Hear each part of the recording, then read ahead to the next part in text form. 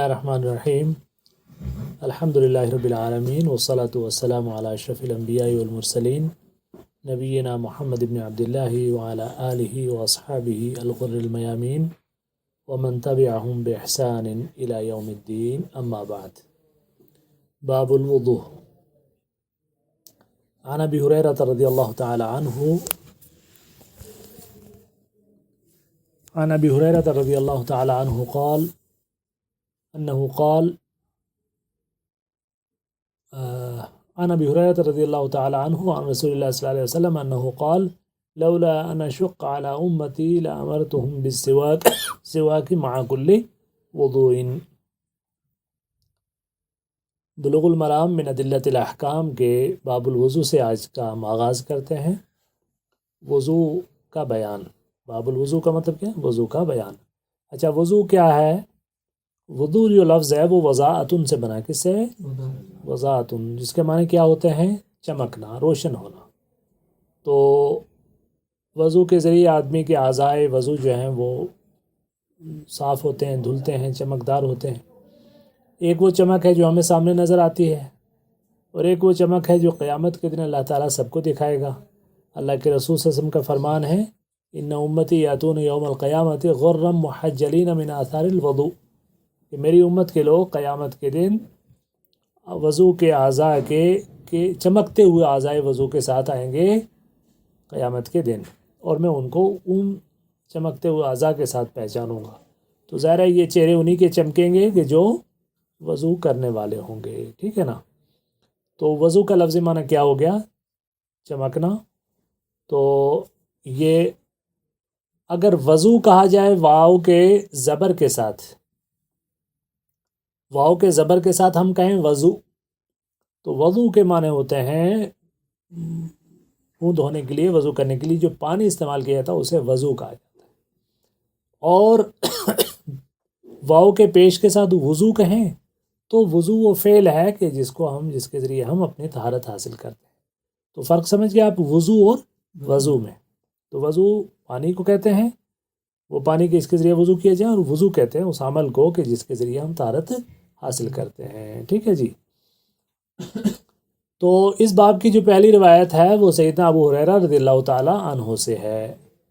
وہ رسول کریم صلی اللہ علیہ وسلم سے روایت کرتے ہیں انہ قال، کہ آپ نے فرمایا لولا ان اشق علی امتی، اگر یہ بات نہ ہوتی کہ میں اپنی امت کو مشقت میں ڈال دوں گا، لامرتہم بالسواک مع کل وضوء، تو ضرور میں ان کو حکم دیتا مسواک کا ہر وضو کے ساتھ. تو اللہ کے رسول کیا فرما رہے ہیں؟ اگر میری امت کے اوپر یہ بات پریشانی والی یا مشقت اور تکلیف والی نہ ہوتی تو میں ان کو ہر نماز کے ساتھ وضو کرنے کا حکم دیتا، مسواک کرنے کا حکم دیتا. تو گویا وضو کے لیے ابتدا کس سے کی گئی؟ مسواک سے کی. ٹھیک ہے. اور اب اس سے ہمیں یہ پتہ چلا ہے کہ مسواک کی کیا اہمیت ہے. مسواک کی کیا اہمیت ہے؟ البتہ بہت زیادہ اہمیت، بڑی فضیلت اور بہت بڑا ثواب ہونے کے باوجود یہ واجب نہیں. واجب کا مطلب کیا ہے؟ واجب وہ چیز ہوتی ہے کہ جس کے بغیر کوئی عمل مکمل نہ ہو. تو ایسا نہیں ہے کہ اگر آپ مسواک نہیں کریں گے تو آپ کا وضو نہیں ہوگا، وضو آپ کا ہو جائے گا. البتہ فضیلت بہت بڑی ہے کہ آپ مسواک کیا کریں. پہلی بات تو اس حدیث سے یہ پتہ چلی. دوسری بات یہ پتہ چلی کہ اللہ کے رسول صلی اللہ علیہ وسلم نے اپنی امت کو تکلیف میں اور مشقت میں ڈالنا گوارا نہیں کیا. تو کوئی ایسا حکم آپ دے دیتے جو سب کے لیے اس پر عمل کرنا مشکل ہو جاتا، تو ایسا آپ نے نہیں کیا. تو اس کی بڑی فضیلت ہونے کے باوجود آپ نے اس کا حکم نہیں دیا. اگر آپ حکم دے دیتے تو یہ کیا ہو جاتا؟ واجب ہو جاتا. اگلی حدیث عن حمران ان عثمان دعا بوضوء فتوضأ فغسل كفيه 3 مرات ثم تمضمض واستنشق واستنثر ثم غسل وجهه 3 مرات ثم غسل يده اليمنى إلى المرفق 3 مرات ثم اليسرى مثل ذلك ثم مسح برأسه ثم غسل رجله اليمنى إلى الكعبين ثلاث مرات ثم اليسرى مثل ذلك ثم قال رأيت رسول الله صلى الله عليه وسلم توضأ نحو وضوئي هذا. تو اب یہ اس حدیث کے راوی حمران ہیں، سیدنا حمران، جو حضرت ان کا نام ہے حمران ابن ابان، اور یہ حضرت عثمان ابن عفان رضی اللہ تعالیٰ عنہ کے آزاد کردہ غلام ہیں. وہ فرماتے ہیں کہ عثمان رضی اللہ تعالیٰ عنہ نے وضو کا پانی منگوایا، دعا بوضوء، وضو کا پانی منگوایا. فتوضأ، پھر آپ نے وضو کیا. اب کیسے وضو کیا؟ فغسل کفیہ ثلاث مرات، تو آپ نے اپنے دونوں ہتھیلیوں کو 3 بار دھویا. تو گویا وضو کی ابتدا کہاں سے ہونی ہے؟ ہتھیلیوں کو سب سے پہلے دھونا ہے. ثم تمضمضہ، پھر کلی کی. مضمضہ کسے کہتے ہیں؟ منہ میں پانی ڈال کر اسے اندر حرکت دینا، اس کو کہتے ہیں مضمضہ. تو اس کو ہم اپنے زبان میں کیا کہتے ہیں؟ کلی کرنا. واستنشق، اور آپ نے ناک میں پانی چڑھایا. استنشاق کہتے ہیں لب میں پانی لے کر اور ناک میں پانی کو کھینچنا، ٹھیک ہے، تو اسے کہتے ہیں استنشاق. واستنثر، اور پھر ناک کو جھاڑا. استنثار کیا ہوتا ہے؟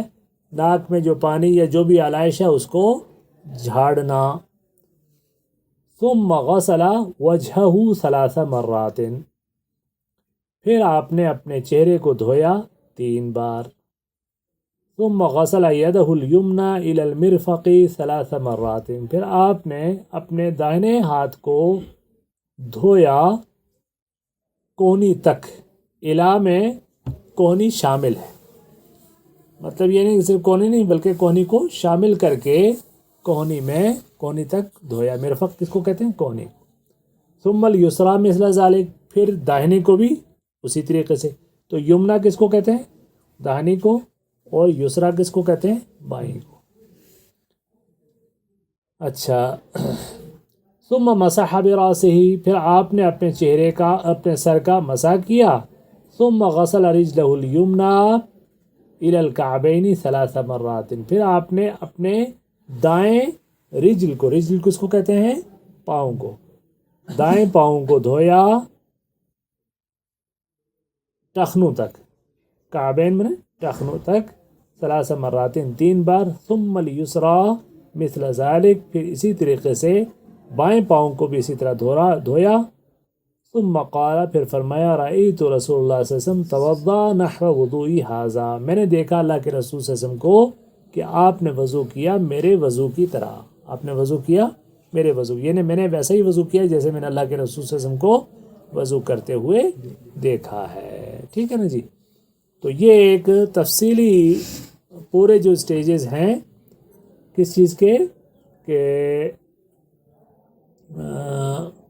وضو کے، وہ بیان ہوئے. آگے کچھ چیزیں دیکھیے، حدیث میں یہ ہوتا ہے کہ ایک حصہ جو مکمل نہیں ہوتا وہ دوسرے میں بیان ہوتا ہے، تو ان سب کو ہم ملا کے جو چیزیں آتی رہیں گی پھر ان سے ایک ترتیب بن جائے گی ہمارے ذہن میں کہ وضو اس طریقے سے پورا ہوتا ہے. ٹھیک ہے. تو اس سے یہ پتہ چلا کہ سر کے مسح کے علاوہ باقی جتنے عضو ہیں ان کو کتنے بار دھونا ہے؟ 3 بار. ہتھیلی کو دھویا، منہ کو دھویا، اور سب چیزیں جتنے بھی عمل اس میں ایکشن یا عمل بتائیں سارے کتنے بار بتائیں؟ 3 بار، سوائے سر کے مسح کے. مسح جو ہے صرف 1 بار ہے، باقی سارے. البتہ یہ احادیث موجود ہیں ترمذی میں بھی، بخاری میں بھی، کہ اللہ کے رسول صلی اللہ علیہ وسلم نے یہ عمل 2 بار بھی کیا ہے، 1 بار بھی کیا ہے. تو گویا کم سے کم 1 بار کرنا ہے، 2 بار بھی کر سکتے ہیں اور 3 بار بھی کر سکتے ہیں. اب یہ ہے کہ کبھی آدمی مثلاً یہ ہے کہ صاف ستھرا ہے، اس کو زیادہ دھونے کی ضرورت نہیں، تو وہ 1 بار بھی کر سکتا ہے. تو بار بار کچھ لوگوں کو وضو کرنا پڑتا ہے. ابھی وضو کر کے آئے تھے، تھوڑی دیر بعد وضو ٹوٹ گیا، پھر جا کے وضو کر رہے ہیں، تو اب یہ ہے کہ 5 بار 3 بار سب چیزوں کو دھونا. کبھی پانی کی کمی بھی ہوتی ہے، تو یہ چیز ہے. ٹھیک ہے. اب ایک چیز اس میں شامل نہیں ہے، وہ ہے نیت کا تذکرہ. البتہ یہ ہے کہ انما الاعمال بالنیات، اعمال کا دار و مدار نیتوں پر ہے، اس لیے اس عمل سے پہلے بھی نیت شرط ہے. بعض علماء کہتے ہیں کہ نیت شرط نہیں، بعض اماموں کا جیسے امام ابو حنیفہ وغیرہ کا ہے رحمہ اللہ کا. البتہ دوسرے ائمہ کہتے ہیں کہ اس میں نیت بھی شامل ہے، نیت بھی کرنی ہے. اور نیت کا مطلب یہ نہیں کہ میں کرتا ہوں میں وضو اس ٹونٹی سے وغیرہ وغیرہ، بلکہ نیت کس کو کہتے ہیں؟ دل کے ارادے کا نام ہے. یعنی آپ کے اب دل کے ارادے کی کیا ضرورت ہے یہاں پہ؟ دل کے ارادے کا مقصد یہ ہے کہ آپ طہارت کے ارادے کے ساتھ یہ وضو کر رہے ہو. کبھی کبھی آدمی کو گرمی لگ رہی ہوتی ہے اور جلدی جلدی منہ پہ وہ مارتا ہے، خوب منہ دھو لیتا ہے اچھی طریقے سے، یا آپ کہیں سے دھول مٹی سے آئے، کھیل کر آئے، کوئی مشقت کا کام کر کے آئے، آپ کو پسینہ ہے، آپ کو گرد ہے، تو عام طور پر آدمی کلی بھی کرتا ہے اور یہ سارے کام کر لیتا ہے، منہ پر پانی بھی ڈال لیتا ہے، ہاتھ بھی دھو لیتا ہے. تو کیا اس کا یوں منہ پر پانی ڈال دینا، ہاتھ دھو لینا وضو کے لیے کافی ہو جائے گا؟ نہیں ہوگا. یا مثال کے طور پر کسی آدمی نے غسل کرنا ہے اور اس نے گیا اور جا کے ایک ڈائی ماری پانی میں اور نکلا اور یہ جا وہ جا، پورا جسم بھیگ گیا، سب کچھ ہو گیا، لیکن اسے غسل کہیں گے ہم؟ طہارت والا غسل نہیں کہیں گے. اب اگر وہ ویسے ہی ڈبکی مار لیتا لیکن نیت یہ ہوتی کہ میں اس کے ذریعے طہارت حاصل کر رہا ہوں، یا اس نے منہ پر پانی ڈالا اور یہ سب اس میں وہ ترتیب بھی رکھی اور اس میں یہ نیت بھی رکھی کہ میں وضو کر رہا ہوں، تو انشاءاللہ اس کا وضو ہوگا، کیونکہ یہ وہ عبادت ہے، اس اعتبار سے اس میں نیت کا ہونا ضروری ہے. اگلی حدیث. اچھا، وعن علی رضی اللہ تعالی عنہ فی صفت وضوء النبی صلی اللہ علیہ وسلم قال ومسح براسه واحدۃ.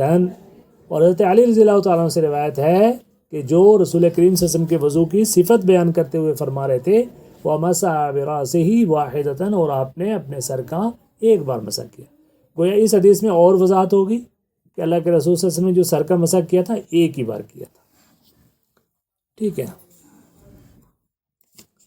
اس کے بعد اگلی حدیث آتی ہے وعن عبداللہ بن زید بن عاصم رضی اللہ تعالی عنہ فی صفت الوضوء قال.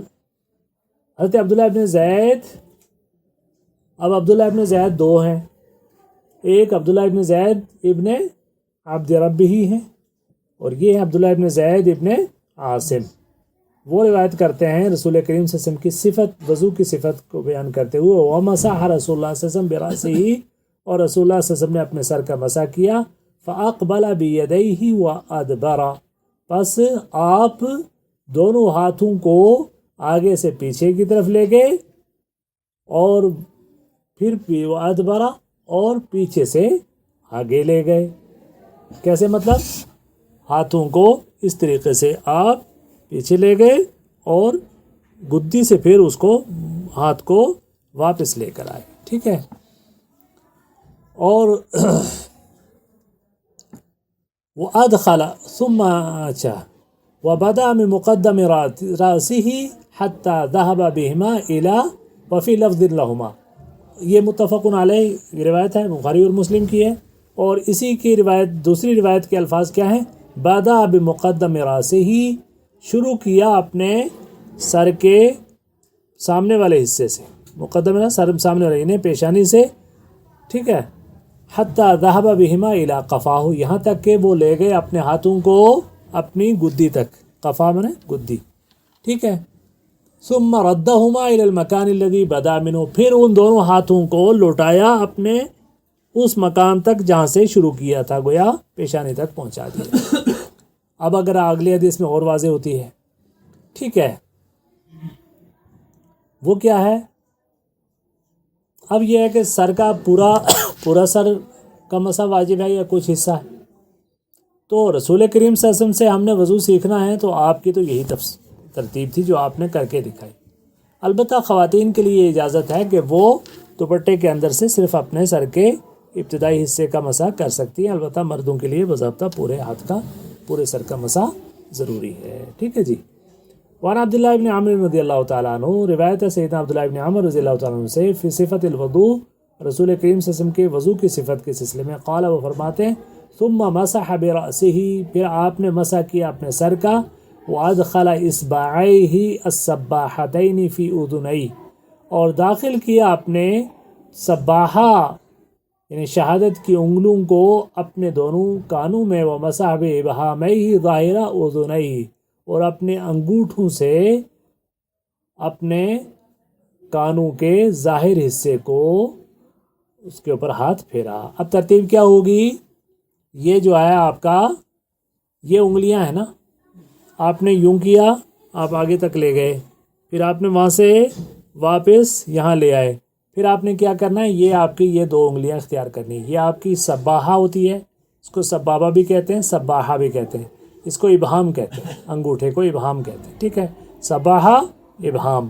کرنا کیا ہے اس کو، یہ انگلی جو ہے نا یہ کان کے اندر گھمانی ہے، کان کے اندر گھمانی ہے، اور یہ باہر کی طرف گھمانی ہے، ٹھیک ہے نا جی، یہ اندر گھمانی ہے اور یہ باہر کی طرف گھمانی ہے۔ تو یہ اللہ کے رسول صلی اللہ علیہ وسلم کے، چونکہ اب کان جو ہے وہ سر کا حصہ ہے، الاذنان من الراس، حدیث کے الفاظ ہیں الاذنان من الراس، کان سر کا حصہ ہے، تو اس اعتبار سے کان کا مسح بھی ضروری ہے، ٹھیک ہے جی۔ تو یہ ہے وضو کی وہ تفصیلی صفت جو اللہ کے رسول صلی اللہ علیہ وسلم سے آئی ہے، ٹھیک ہے جی۔ سر اور کانوں کے مسح کے لیے الگ سے پانی لینا ضروری ہے یا ہاتھ جو گیلے ہوں تو کافی ہے؟ سر کے لیے تو ایک بار پانی کا مسح جو ہے لینا ضروری ہے، البتہ اس کو کان کے لیے الگ سے لینا ضروری نہیں۔ ناک میں پانی 3 بار سارے جتنے اعضاء کے لیے بتایا نا کہ بھی اس میں 1 بار بھی ہے، 2 بار بھی ہے، 3 بار بھی ہے، تو اگر کسی کی ضرورت 1 بار میں پوری ہو جاتی ہے تو کافی ہے، اگر اسے 3 بار بھی اگر کرنا چاہے تو یہ ایک زیادہ افضل طریقہ ہے۔ اور کبھی کبھی میں نے وضو کر رہا ہوتا ہے جیسے دریا پہ کھلا پانی ہے، تو پاؤں دھونے کے ٹائم کو پاؤں سے پانی میں پاؤں پانی میں ڈال دیتا ہے، جیسے پاؤں دھل جاتے ہیں، اس میں پانی سے۔ دیکھیے پانی کا مسئلہ یہ ہے کہ اب پانی سے دھونے کا مطلب ہے امرار الماء، پانی کا اس کے اوپر سے گزار دینا۔ دھونے کی حد کیا ہے، دھونے کی حد یہ ہے کہ امرار الماء، پانی کا اس کے اوپر سے گزار دینا، اور اگر کوئی ناپاکی لگی ہے مع الدلک، پانی کا گزارنا مل کر، تاکہ اس ملنے سے گندگی صاف ہو جائے۔ اب اگر آپ کو کسی ایسی جگہ میں آپ خالی پانی پاؤں ڈالتے ہیں تو وہ بھی اتنا کافی ہے، البتہ خالی آپ کے پاؤں کی پاکیزگی اس پانی میں ڈال دینے سے ہی کافی ہوتی ہے تو ٹھیک ہے، سوکھنا نہیں چاہیے کوئی حصہ، کیونکہ اس وضو میں خیال ہے اللہ کے رسول صلی اللہ علیہ وسلم نے فرمایا کہ وہ حصے جو سوکھے رہ جاتے ہیں وہ جہنم میں جائیں گے، حدیث کے الفاظ ہیں کہ پاؤں کے وہ حصے جو سوکھے رہ جائیں گے وہ جہنم میں جائیں گے۔ تو اس کا مطلب ہے کہ وضو جو ہے، اور غسل میں تو آپ نے فرمایا کہ تحت کل شعرۃ جنابۃ، کہ ہر بال کے نیچے جنابت ہے، تو مطلب ناپاکی ہر بال کے نیچے ہے، تو پانی جسم کے ایک ایک حصے تک پہنچنا ضروری ہے۔ وضو میں بھی پانی ان تمام حصوں تک پہنچنا ضروری ہے، تو اس میں پانی کا امرار یعنی پانی کو اس کے اوپر سے گزار دینا، اور جب اس میں تھوڑا سا ذرا 1 بار کریں گے، 2 بار کریں گے، 3 بار کریں گے تو جگہ مکمل دھل جائے گی، البتہ اگر جہاں ضروری ہے تو اس کے اوپر مل کے بھی اس کو صاف کریں اچھی طریقے سے۔ اور صابن استعمال کر سکتے ہیں وضو میں؟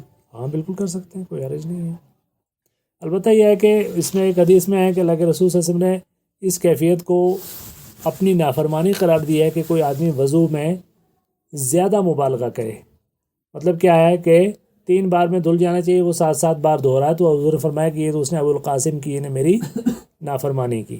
لیکن اگر کسی کے پاؤں میں اتنی گندگی ہے کہ 7 کیا 10 میں بھی نہیں صاف ہوتا تو اتنا بضابطہ اس کو وہ بار صاف کرنا ہے جب تک اس کی گندگی صاف نہیں ہوتی ہے، تو اس اعتبار سے اس کا ایک دوسری چیز آپ ذہن میں رکھیے کہ ایک ہوتا ہے وسوسہ، کچھ لوگوں کو وسوسے کی بیماری ہوتی ہے، اور اس میں یہ ہوتا ہے کہ وہ مسلسل منہ دھوتے رہتے ہیں، وہ وضو خانے میں جا کے بیٹھیں گے آدھے گھنٹے سے پہلے نہیں اتریں گے، وہ جو ہے ٹوٹی کھلی ہے مسلسل ڈال رہے ہیں، اور انہیں لگ رہا ہے کہ ہمارا وضو مکمل نہیں ہوا، ہم پاک نہیں ہوئے، تو یہ شیطان کی طرف سے وسوسہ ہوتا ہے، اور اللہ کے رسول کا فرمان ہے کہ یہاں شیطان کو ناکام کرو، ترغیما للشیطان، شیطان کو ناکام کرو۔ شیطان کو ناکام کرنے کا مطلب کیا ہے کہ شریعت نے جتنا وقت حد متعین کیا اتنا تم وضو کر لو، اور اس کے بعد وسوسہ آتا رہے، وہم ہوتا رہے، وہم کو اہمیت نہ دو، سیدھے جا کے نماز پڑھو۔